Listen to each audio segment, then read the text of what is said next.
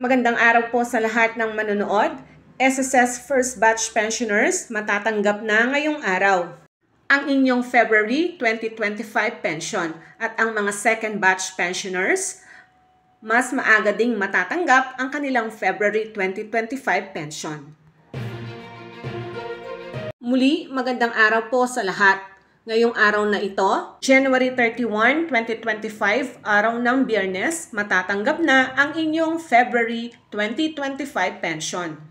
Dahil ang February 1 ay pumatak sa araw ng Sabado, kaya ito umabante. Gayon din naman ang mga second batch pensioners, mas maagang matatanggap ang kanilang February 2025 pension.